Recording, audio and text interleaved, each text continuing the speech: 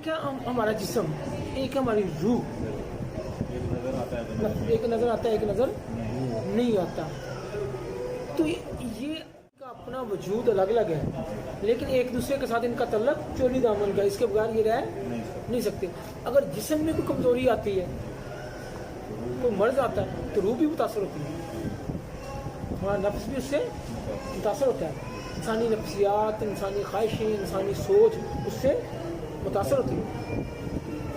خوشی کے لمحات میں، خوشی کی کیفیات میں انسان کی روح کہتے ہیں روح خوش ہو گئی. وہ روح کا خوش ہونا کیا ہے؟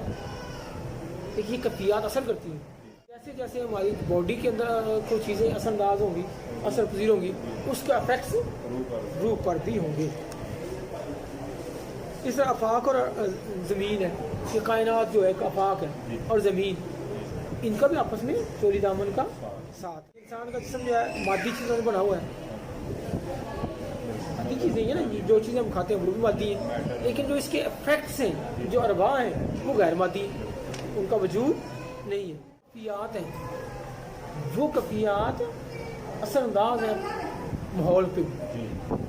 وہ جب انسان کھاتا ہے اس پہ اثر انداز. یہ موسم ہے، گرمی کا موسم آ جاتا ہے، سردی کا آ جاتا ہے، بہار کا آ جاتا ہے، چینج ہوتے رہتے ہیں. اس طرح انسان کے اندر کا بھی ایک ماحول ہے، وہ بھی چینج ہوتا رہتا ہے.